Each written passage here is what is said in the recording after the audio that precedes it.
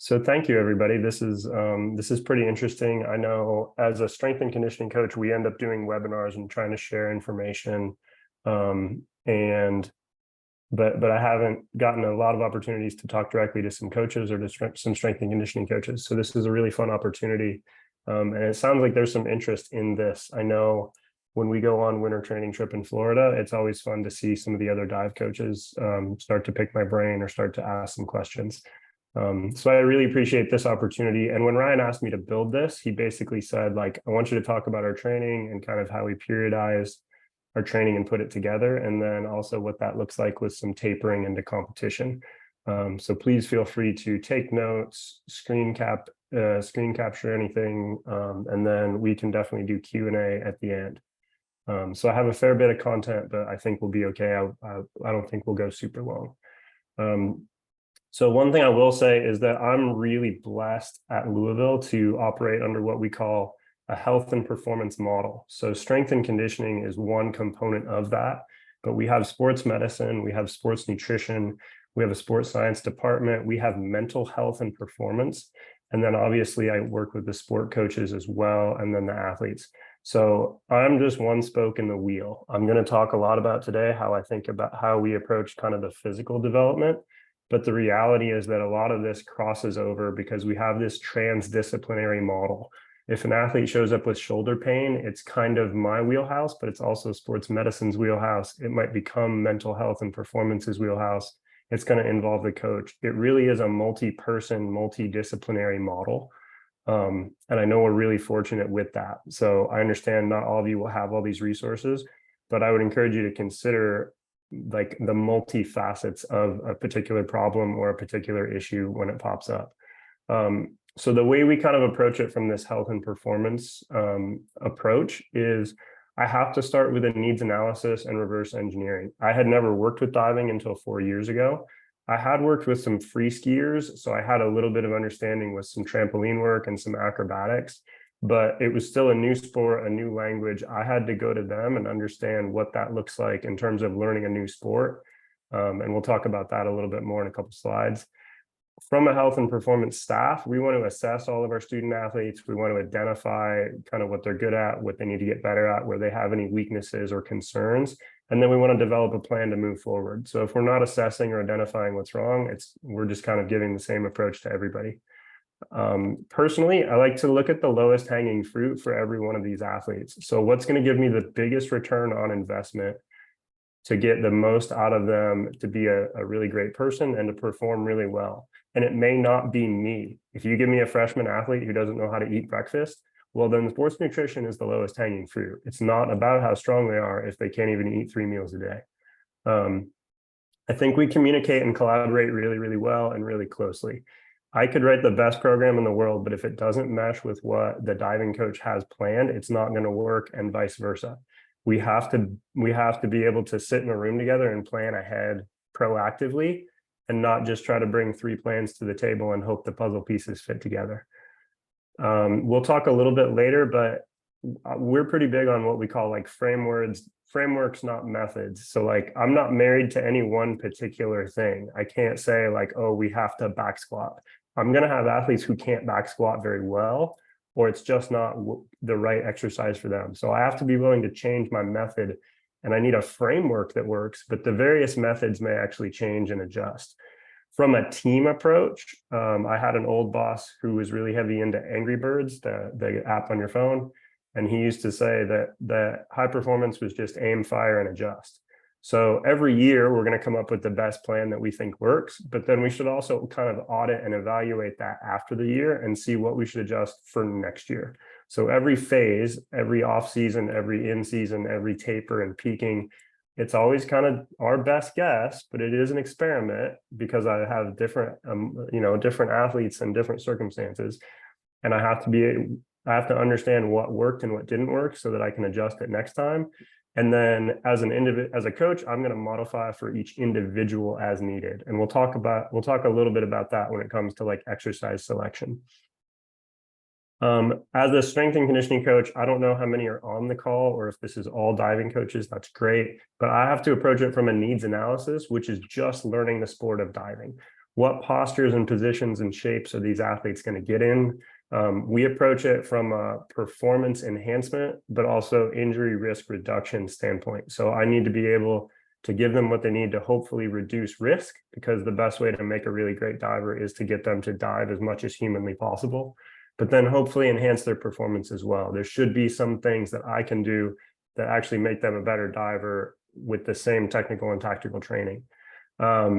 They need to be fit enough to practice. That's kind of my answer when people ask about conditioning. We don't run laps, we don't jog, we don't do very much fitness aerobic conditioning at all. We do a little bit of some spin bike work, and we might do a little bit of really short sprints. And when I say short, I mean like 10 yards and then rest for 30 seconds and do it again.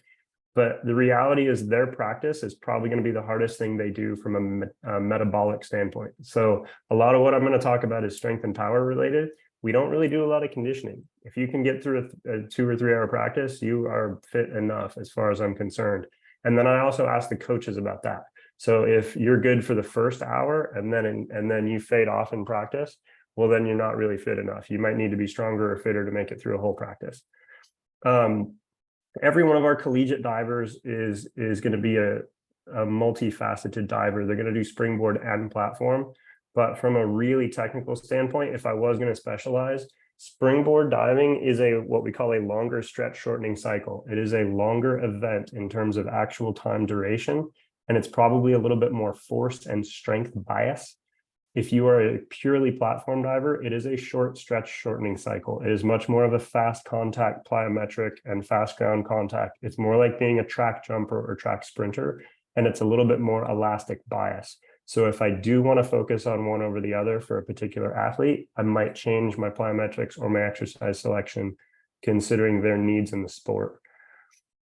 Every sport has specific mobility. For divers, I think that's usually going to be some pike positions, some really strong overhead shoulder mobility, but they're going to have specific shapes they have to get into. And if they cannot get into that position, then the diving coach can't technically train them where they need to be. So that may be a sports med strength and conditioning thing to improve a specific mobility. They're going to have specific spinal health. They get a lot of spinal flexion to get into some of these postures, and I need to consider that with my training. Of course, as a strength coach, I have to listen to the coach's training approach and preferences. If they want to do certain things or don't want to do certain things, I should always listen.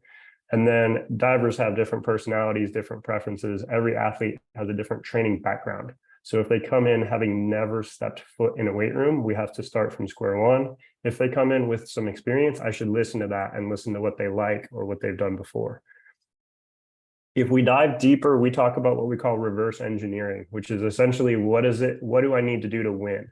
Even if I had worked with diving at a different school or a different coach, that might not apply to what we do here at Louisville. So I have to kind of start with the end in mind and say, let's go through the roster. What does each athlete need to be a better version of themselves and to perform at their optimal level? It may be technical, tactical from a sport coach standpoint. It may not. It may be more of a strength thing. It may be a nutrition thing. It may be a mental performance thing. That's pretty common with diving. So what does each athlete actually need? And then who's the expert that's going to deliver that service? Across our roster, we're kind of deep. We're about 8 or 10 athletes deep. When is each athlete actually peaking? Essentially, how good are they, and how deep are they going to go in that competition phase? We've had athletes who are trying to, get that last chance meet to get to a conference meet. We have athletes who should cruise through a conference and even a zones and make it to championships. So you kind of have to evaluate the talent you have and then say, what am I working with? Where am I actually trying to peak? What are the characteristics of our best divers? So I think this can also be kind of a historical review. Like, what characteristics have the most successful divers in your program had? What did you do really well? What were they good at? Can you emulate or practice some of those techniques with other divers? Now, you can't just take what used to work and apply it to everybody, but you should be able to find common characteristics and try to develop some of those qualities across the rest of your roster. And then I think the other thing we do really well is there a better way or an optimal way to structure practices in weeks? What I do has to align really, really well with what Ryan does. The dive coach, the strength coach, sports medicine staff, even the academic staff, it has to fit well. We can't just all have a good idea but none of the pieces fit together. So if I absolutely hammer them with what I think is a really effective training session, but then they have their full list on tower right after, that's not going to work. The pieces don't fit. We're going to crush the athletes. So it has to fit together, which is where that collaboration and that communication comes in together. So we're going to talk a little bit more about kind of that needs analysis and reverse engineering. So literally, what shapes do you need to make? I have to be a student of diving. I have to learn what these look like. Is there specific mobility to get into a tuck? Is there specific core strength they need to be able to hit that position? If it's a pike, is it specific mobility, whether that's lumbar flexion, whether that's hamstring length, spinal flexion? Is there specific strength or specific mobility they need to be able to optimally hit a certain position? With twisters, there's a core strength component. Those arms are going to wrap and twist and cross. Those legs need to be straight and squeezed together. Are there things I can do to help them optimally achieve or hold this position as they work through that posture? And then probably the most important, this overhead long extended shoulder mobility position. I need a lot of shoulder strength. If it's entry and arm stands, I need a lot of overhead tricep strength. I'm really long and extended. I probably have some lumbar extension or even hollow hold, depending on the entry, depending on the dive. This is also probably the riskiest point of our sport. This is also where I'm most likely to see an injury, whether it's like the wrong contact and a concussion, which I can't really control, or whether it's really not getting locked out and getting more of a wrist injury or a shoulder injury. This is the risky part. So this is the position I need to be aware of and understand when I think about how I'm kind of selecting a few exercises. So the really general approach, like this would be the slide you would screen capture here. We train movements over muscles. So Ryan actually asked me to talk about the muscles of diving, and I'm going to specifically not do that. We train patterns, we train movements. So your typical weight room patterns are squatting, lunging, hinging, pressing overhead, pulling vertically or rowing horizontally. We do a lot of plyometrics and jumping, but that also needs to match with their diving and their dry land. And because I'm well trained in it and I feel like I can coach it well, we do a lot of weightlifting movements. That would be your jerk and your snatch. We will typically lift 2 to 3 times a week throughout the majority of the year. Sometimes that's twice a week in season or twice a week because of a certain class schedule. But if we feel like we can fit it in and the athletes recover well and it works on the schedule, we might decide to lift 3 times a week. I have an approach that's essentially daily undulating and vertical integration, and I'm going to show you some examples of that. Linear periodization, where I might do 3 or 4 weeks of hypertrophy, and then 3 or 4 weeks of max strength, and then 2 or 3 weeks of speed and power. That works too. I just happen to have a slightly different approach. But typical linear periodization that you might read about in a paper or a textbook, it can be really, really effective, especially with younger athletes. I'm always going to go for bang for buck. What that means is I want moderately heavy weights with really good technique, with athletes who understand the exercises, with low to moderate volume, because I'm always trying to avoid excess soreness or energy cost. We always practice the next day. We're always going to have something tomorrow. I can't beat them up too much. They can't be too sore. They can't drain the tank in the weight room because they always need more gas left in the tank for what comes next. We don't really do any circuit training. Like I said, we do minimal conditioning training because I want the best return on my investment. If I'm asking them to give me an hour, I want them to get stronger and develop more power and maybe do some specific core strength or mobility or prehab, and that's it. I don't want to waste their time, and I don't want to use up all the gas in the tank because then they won't have enough left for school and life and dive practice and all that. And then train for the desired adaptations. So if you have certain equipment, if you are married to certain exercises, that can work.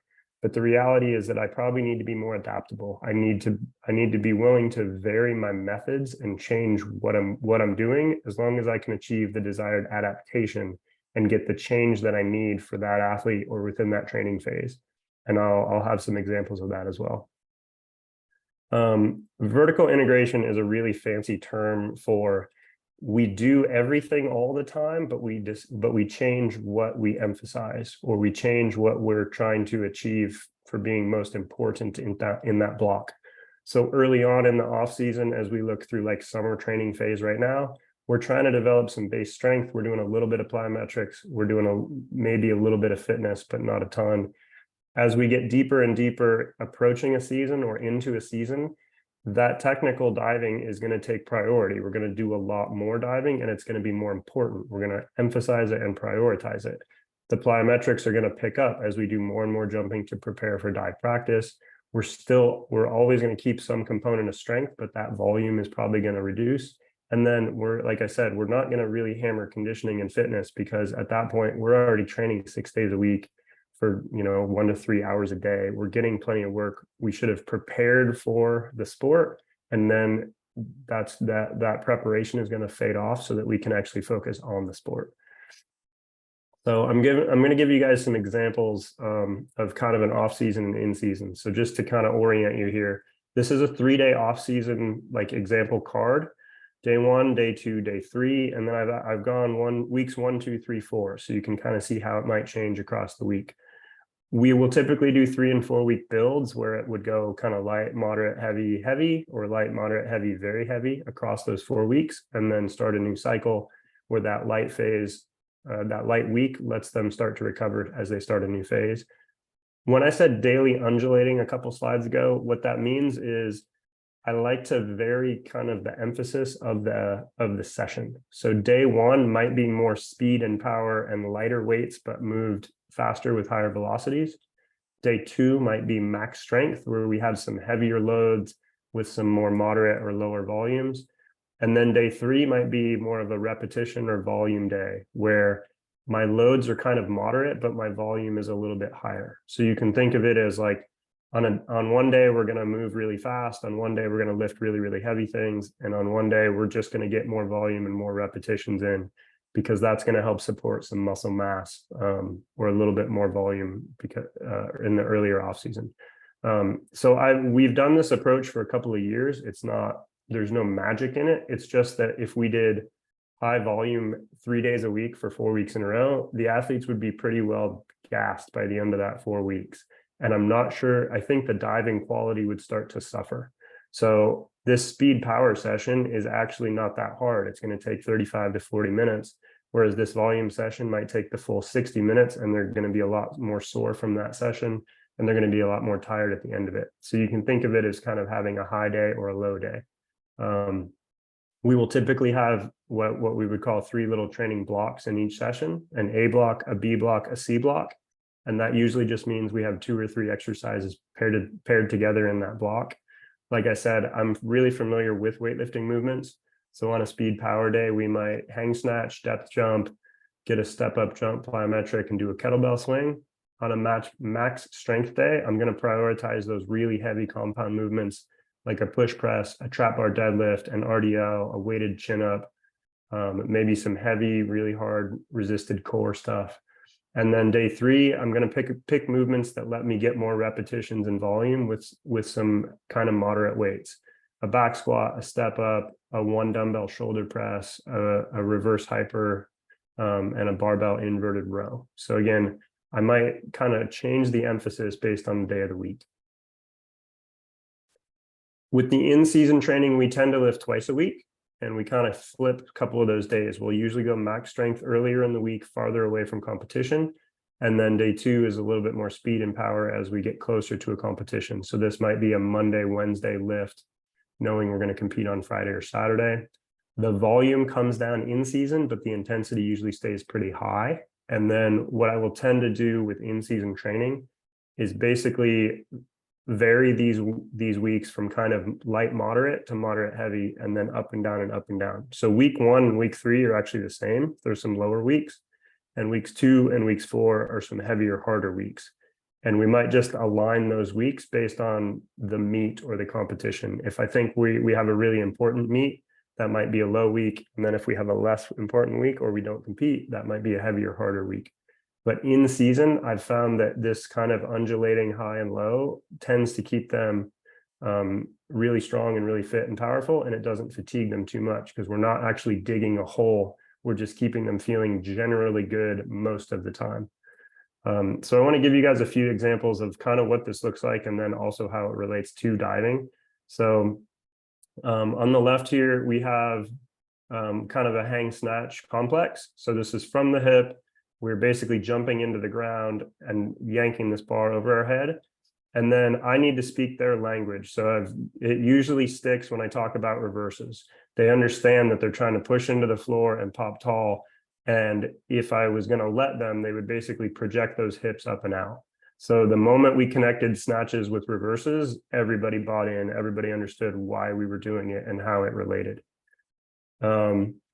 Switching gears a little bit, we'll do some really fast plyometrics. So this is a depth jump off of a box. This can also be something we can monitor for jump height. Like I said, the platform is going to be a short stretch shortening cycle. It's going to be a very fast action. So I want a really stiff, reactive, fast jump. I don't want this slow thing for max height. I want to be very, very quick off the ground. And then one more here. Like I said, we're going to have a lot of long extended overhead positions. We'll do a lot of barbell jerks, snatches, push presses. I want this long and strong, tall overhead position because we're going to see it, one, with arm stands, but two, with every entry, right? We need this long, strong overhead, shoulder stability position to be able to arm stand, to be able to hit water entries and hold body positions. So I'm a big fan of weight overhead and this long, extended, strong position. So I mentioned the adaptation, not the exercise. So I've given you guys some examples of, I might have a team program in mind, which is like a primary movement with which of these black boxes. So we might train hang power snatch for lower body power, or split jerks for overhead strength, or safety bars for lower body strength. But I have to be willing to modify and adapt these to the individual athlete standing in front of me. If I have someone who can't tolerate that barbell overhead, maybe we can get away with a hang snatch pull. If they don't tolerate a barbell well, maybe it's a kettlebell swing, maybe it's just a box jump. If they don't tolerate that split jerk because of the impact or that split, maybe they can just keep their feet more athletic position and go barbell push press. If they don't tolerate a barbell well, it might have to move to a dumbbell and become a dumbbell push press or a one dumbbell shoulder press. And the safety bar can be loaded up really heavy, but maybe they don't tolerate a bar on their back. Maybe we have to go belt squat or pit shark. And if they can't tolerate that double leg really well, they might tolerate single leg better. And we might go two dumbbell Bulgarian split squat or goblet split squat. These can also be teaching progressions and regressions. So we might start teaching a one dumbbell shoulder press, move to a dumbbell push press, and eventually it becomes a barbell split jerk. So now I can keep the adaptation in mind. I want to train overhead strength, but I can individually modify the exercises pretty easily and pretty straightforward. So 8 different athletes might actually have 6 different programs because I'm just tweaking a little bit of exercises, but I'm still getting the adaptation that I want. We're going to shift gears a little bit and talk about taper because we feel like this is something we do pretty well. I'm going to give you some nerdy slides because I also teach in our graduate courses in strength and conditioning. So why do we taper? We want to reduce the accumulated physical and psychological stress on the athlete. We want to restore training tolerance and enhance adaptations. And we have this balance of what we call allostatic loads. So we have all these different processes in our body, whether it's neural or musculoskeletal or endocrine or central nervous system fatigue. We have all these different systems and processes, and they all have their own time course and their own characteristics that are each a little bit different. But a lot of times I just boil it down to physical, psychological, technical, tactical, or practice, and life stress. So I can control how much physical load we put on in a lift. We can work on different strategies for psychological recovery and tapering. We can obviously control what we give them in practice, and then we can work around life stress. I don't get to control when they have final exams, but if I know final exams are coming, I know that's an increased stressor in the athletes' lives. Ideally, tapering happens following some pretty hard training. You can't really taper down from nothing. So you should be doing hard training when you decide to pull back and approach a taper. The typical tapering recommendations, we want to maintain or slightly increase intensity. We want to keep doing hard things, aggressive, heavy, fast, and high intensity efforts. We want to maintain frequency. So we don't want to actually cut a lot of whole sessions. We don't want to start giving a whole bunch of off days because it pulls them out of their structure and they can get a little flat and they can get into a little funk. But what we really want to reduce is volume, upwards of 40 to 60%. That's cutting your practice time in half. And I know that sounds really scary, but the easiest way to reduce volume is to just dive less. And if you're used to having a 2-hour practice session, try to work it down to an hour 15 or an hour, or a really good warm up, get in, do 5 like mock meet, 5 hard dives, and then get out. Like reduce that volume, because that's really going to take the load off the athletes. In the research, the typical taper lengths are basically 1 to 3 weeks, 6 to 21 days. And then it can change a little bit based on each individual athlete and how they respond, but it can also change based on basically how much you're training. The harder you train, the longer your taper might actually take to recover from. So there's some psychological changes that are involved with the taper. They have this big survey instrument called Profiles of Mood States. And what you see through a taper is reduced perceived fatigue. The athletes don't feel as tired. Reduced anger, reduced confusion, enhanced feelings of vigor. They just feel better, but no decline in the feelings of tension. The tapers don't necessarily reduce tension or stress or anxiety. They physically feel better, and they're usually in a much better mood, but that tension can still be there. You should get lower ratings of perceived exertion. They should tell you that practice felt easier, and a reduced perception of effort through your sessions. And you usually get some increased sleep quality as well through a good taper. Again, I'm pulling this out of a textbook. There's some different models you can kind of approach this with. A linear taper would just be like, we're going to do a little bit less every day, straight down. A step taper would be, we're going to take a giant drop for the next 2 weeks. That is not recommended. These exponential tapers that have like a slow decay or a fast decay, where you do quite a lot less and then a little bit less, a little bit less, those are the ones that have been researched a little bit more. The research also says that you can actually increase intensity a little bit right into a competition. So just those couple of days before, you might do just a little bit of hard stuff to kind of refine them. And this is actually a slide I made, I'm going to put in for my graduate class, because I think diving is a really, really great example. The question is like, when do we taper? Where are we trying to peak? So this is our women's squad off the last year, just using the ACC conference as an example. But the women had ACC champs, then we had a last chance meet, and then we had zones 2 weeks after that, or 3 weeks after ACC champs.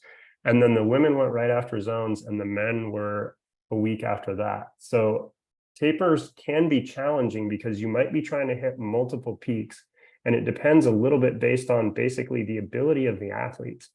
If your talent level is barely good enough to get you to conference championships, I would say plan your taper 2 weeks out from that. Try to peak at championships, see what you can do, see what you're capable of. If you happen to do really well and get to zones, that's great. But if you're a really high level athlete, you can kind of cruise through conference championships and hopefully podium and do really well. But your actual taper might be zones or even NCAAs.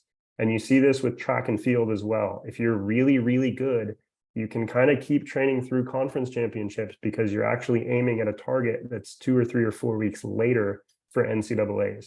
So you kind of have to have an idea of how good each of your athletes are, and that will help you figure out when to start the taper. And you may be tapering different athletes starting different weeks, and it's not that crazy to just like shift your weeks a little bit and have one kid start a program, in week 1, and that another athlete starts the same taper process in week 5 because they're actually really good and they're going to peak at NCAAs. The other question is like, how good do you have to be at each of these spots? So if I'm one of the best in the nation, my 80% might be good enough for a conference championship. And maybe I want my 100% at championships, right? So it's like, how much are you trying to squeeze out of that athlete? Are you just is 80% good enough or 90% good enough because they're just that gosh darn good? Or are you trying to get every last bit of performance out of them because they're kind of average? There are some errors that can happen with tapering. So one, you feel great and training feels really easy. And because we're cutting practice time, you have extra time on your hands. And all of a sudden you get this guilt. With endurance athletes, it tends to manifest as volume guilt, or with strength power athletes like dive, we would expect more of an intensity guilt. The athletes just have more time and they feel great. So they feel like they should be doing more. And they might decide to just, take 3 more attempts off tower, or man, I felt good, I went for a 15-minute run. If you have one of those kids, like that is a problem where we've pulled back on purpose so that you can feel good. Don't waste it, don't squander it, don't give it away, because we really want to use that taper, but you have to have athletes who are willing to not blow the plan, so to speak. Nutrition can be a challenge with tapers because I don't want to do too much or too little. Like I said, I'm practicing less. So I almost need to dial back my fueling a little bit because I'm actually practicing for shorter periods. If I keep eating like I'm training 20 hours a week and I'm only training 15, I might actually accidentally gain weight. But I also don't want to pull back too much either because I don't want to deplete that glycogen and set myself up for failure. Psychologically, in a really good taper, athletes will get some worry and some doubt. They're going to feel like they have to do more, and you have to convince them to just go for a walk or watch a movie or do some homework and not do too much extra physical work.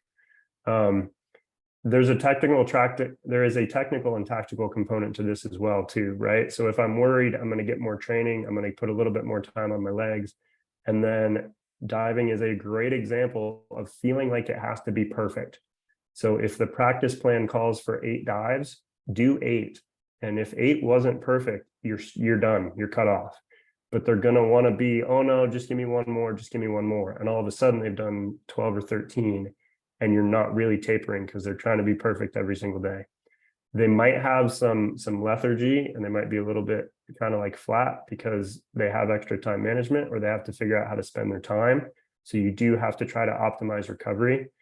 The other thing we have run into, and I've seen this in a couple sports, can the athlete perform well with this new peak ability? So for example, diving is a good example where if I dissipate a whole bunch of fatigue and I taper and I'm at my peak ability, I'm probably going to jump a little bit higher.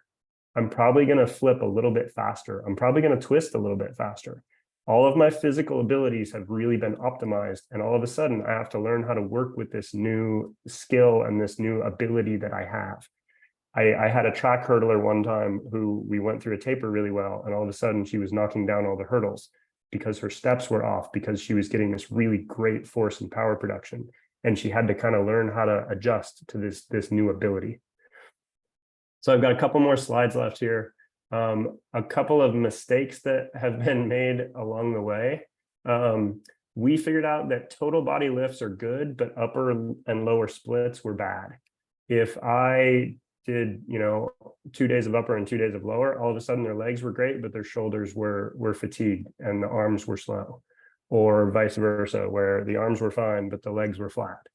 And Ryan came to me and said, I need total body lifts. I don't care if they're flat, but I need them flat all over, or I need them feeling good all over. But we got to do it all together. We can't split the body up into pieces because it was throwing off their practice.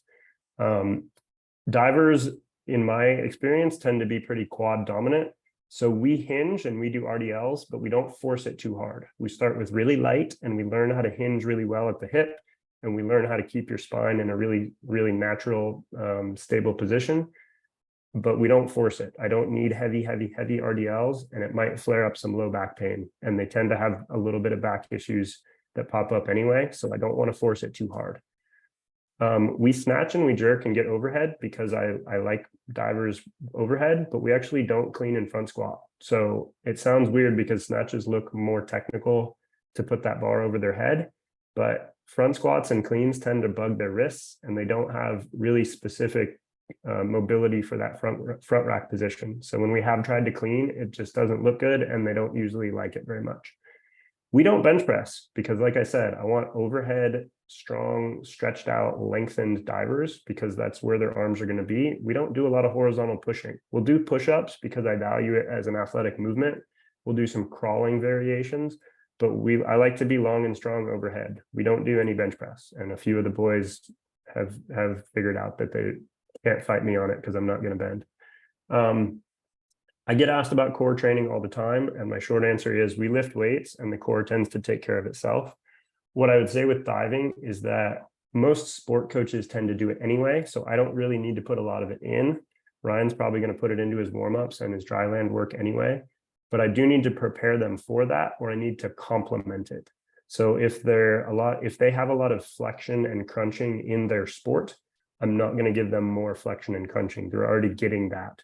We're probably going to do some hanging core, or we're going to do heavy loaded carries, or we're going to do a lot of bracing or rotational or anti-rotational work. We're going to do things that they're not getting on the pool deck because they're already doing that. I don't need to give them more pike ups. They're already doing it in their warm up. So I need to kind of train the opposite of that. And then a really broad observation, my college athletes, the men tend to come in with some strength and stiffness and they need more mobility. The women tend to come in with good mobility, but they need strength and stiffness.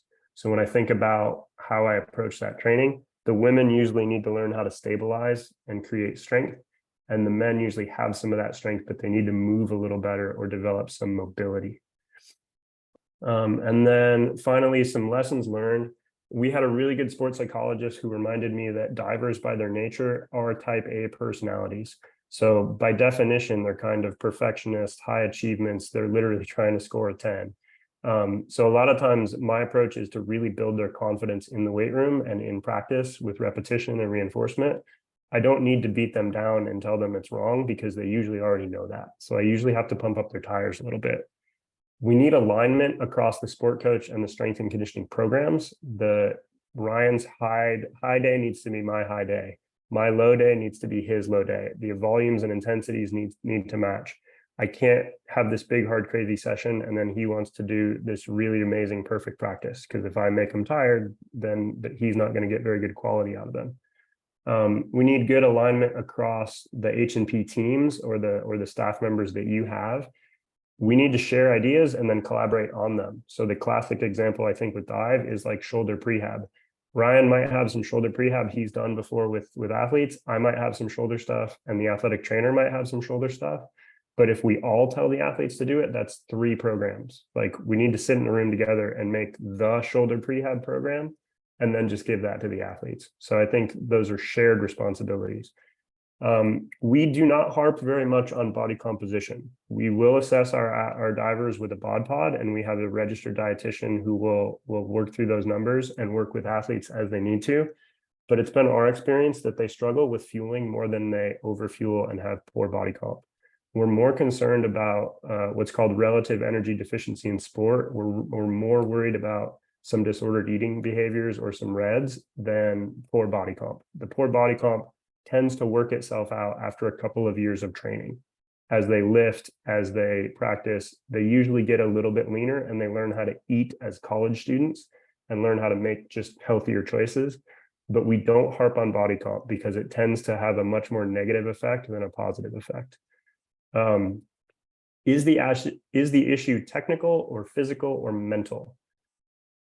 Try to understand exactly what you're drilling down at. So I'll use an example of maybe arm stand on tower.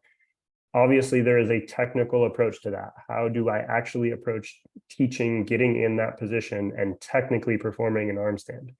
Is there a physical deficiency in their shoulder strength or core strength or shoulder strength that prevents them from doing a correct arm stand?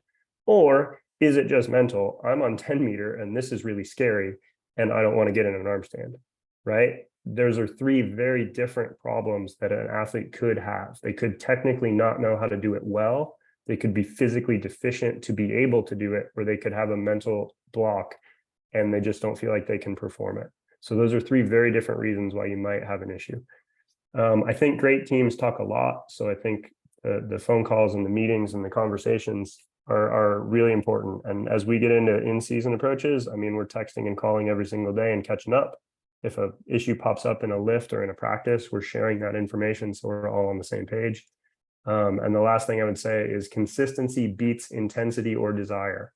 You get athletes who talk a big game or they come in and train really hard for 2 weeks and then they disappear for 2 weeks. It's not about having the perfect plan. It's about doing a pretty good plan really, really repetitively and being really, really consistent about that. So I think those are kind of my big nuggets that I've learned across 4 years in this sport. So I'm going to go ahead and say thank you first. I appreciate your time. I know that might have been a little bit long, and we'll definitely start doing some Q&As here. Yeah, Let's so see here. I've just asked everybody to put questions in the chat. I think that's Perfect. probably the most organized way to do it. Perfect. The All right, first question. Injury prevention for shins and patella tendons. Oh my goodness, love this. We have started, so a lot of the research that I'm seeing with patellar tendonitis, the best remedies we're seeing are what we call isometrics. That's essentially find a position and create a muscle contraction with your quad and hold it for about 30 to 60 seconds. We've done it with wall sits. We've done it with single leg wall sits. A leg extension machine actually works really well. You can hit maybe, I think the research is like 135 degrees of knee extension or something, but I'm pushing, but I'm not actually curling up and down. I'm just holding it where I'm creating pressure and I'm turning on my quad, but I'm just creating tension. And what that does is it creates stress, it continues stress on the muscle, but it unloads the tendon. So it allows them to stay strong, but let the tendon heal. We've had some patellar tendonitis issues. We've had some perineal lower leg issues, and some of like a calf raise isometric hold for time has been really helpful. But the first thing that has to happen is you have to remove the offending stimuli.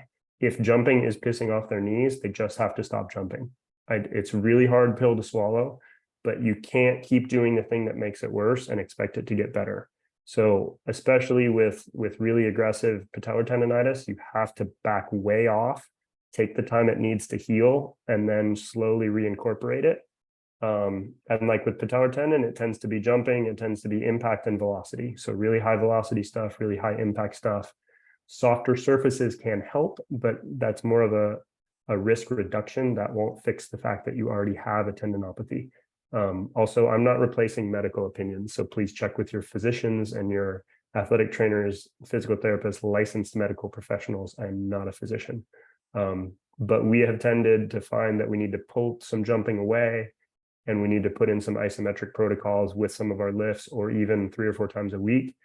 And that tends to resolve itself much better than if we just like ice and stim, like that's not going to fix it.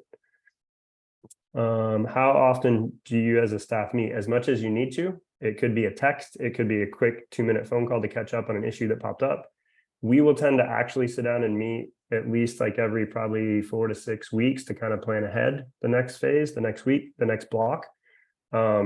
And it's whoever it needs to be. It might be our swim and dive team will have full support staff meetings weekly, but Ryan and I will meet because we tend to manage the physical training together. And then we will pull in nutrition or mental performance or sports medicine as needed on like a case-by-case basis. So if I have one of those patellar tendinopathies, we're going to pull in the athletic trainer and work that out as like a 3-party team there.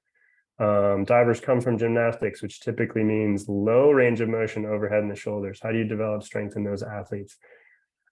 Oh man, I'm loving these really hard, challenging questions. First off, I don't force them into anything I don't think they should be doing. So a lot of times, if it's low range of motion overhead, I will start with dumbbell stuff. I will not do barbells because it tends to just piss off their shoulders and make it worse.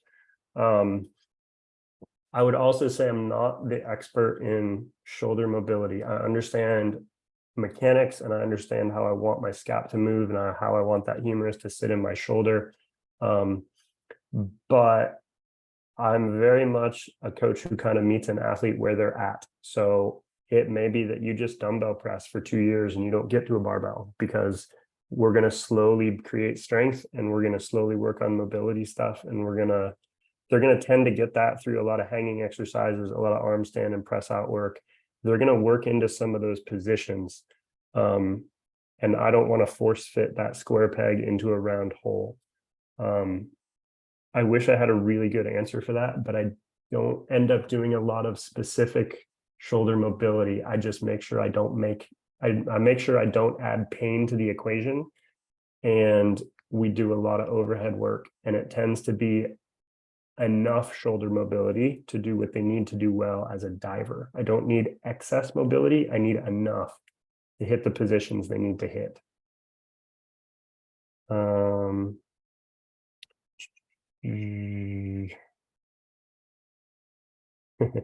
Yes.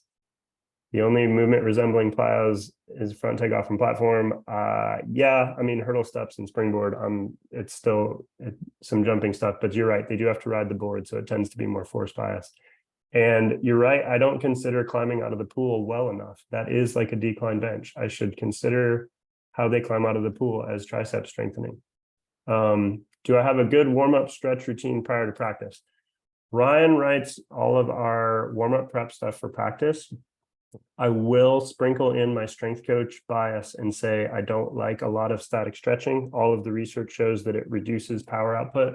I like warm muscles and I like to work through movements, but we don't do a lot of stretching, and I'm not really a fan of it just because the research tells me it doesn't necessarily work. However, I recognize that we have a really calisthenic based sport, bodyweight sport. A lot of diving coaches, gymnastics coaches come from a system that has a lot of dedicated stretching. So I will not step on those toes, and I will say I will trust your expertise in that area. But Ryan runs all of our pre-practice I will say, warm-up stuff. Yeah. I will say the most beneficial thing that I've done for pre-practice is I've had our athletic trainers write specific prehab programs for basically each major muscle group that we utilize in diving. So we have a shoulder prehab program, which is just probably 10 different band exercises that we do before getting in practice. We've got a spinal hygiene program that we do as well. And then a lower extremity program. So we have 3 separate programs. They do one a day. So they're hitting each one of those twice per week. And I find that a lot of that is way more beneficial than just stretching. So we typically start with one of those programs to warm up, and then our dry land that day kind of focuses on what we're going to do in the water. So, from a platform practice, we're looking at ground flips and takeoffs and that kind of focus. And then, springboard practice, we're going to utilize dry boards and do board work and a little bit more plyometrics and warm-ups and things like that. But I would talk to your athletic trainers. I think having them develop a lot of band programs and just kind of like focused muscle group movements and stuff like that for warm-up is awesome. Mm-hmm. Where was that here? Anti-rotation work to help body and twisting. Yep, I think some of that stability really helps with some carries and some anti-rotation work. We prefer divers to hinge at the knees, not the hips, to maintain shapes. What are the best ways to implement that? I should clarify a little bit. With hinging, we will do a slightly flexed knee with hinging. So I want a break at the knees. I want them slightly flexed. But I understand if those knees flex a little bit more as they hip hinge, that's not a deal breaker for me. For me, it's more about making sure we train glute and hamstring strength and get a pretty good hinge pattern without sacrificing lumbar flexion or spinal flexion. I don't want them rounding like a turtle under load, where I understand they have to do that in their sport, but I'm not going to do it with heavy weights. Arm swing, divers must maintain max shoulder mobility along with stability. 100%.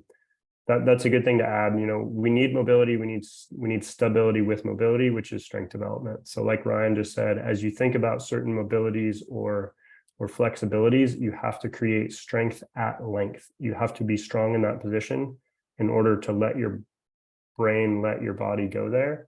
If you're not strong there, your brain doesn't want to let your body and your joint go there because it might get hurt. So the more you develop strength and stability in a joint or with a given range of motion, the better you will be able to hit that position. And then what's the best way to reach out if we have questions? Ryan, you can totally share my U of L email. Email is the easiest for me, just because then I can write really long-winded answers and try to share links to stuff and give people resources. But if you have a follow-up or think of something, feel free to send me an email. All right. Thanks, everybody. And then we've also recorded this. So if you want a copy of the video or anything like that, feel free to shoot me an email.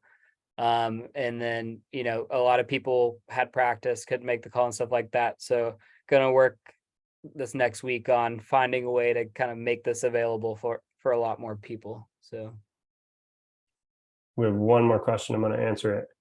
Do Um, we add cardio piece in the weight room? We do a little bit of biking, and when I say a little bit, I mean about 15 minutes or less. and for me, I would say our team trains at a fast pace. So that's Yeah. their cardio level. I mean,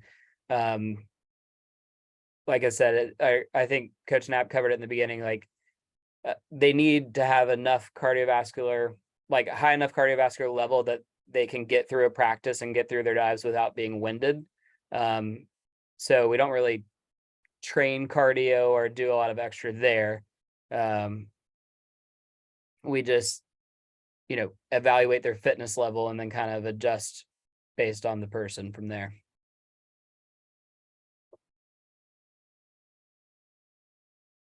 Thank you, everybody. I appreciate it. Thank you all. Thank you.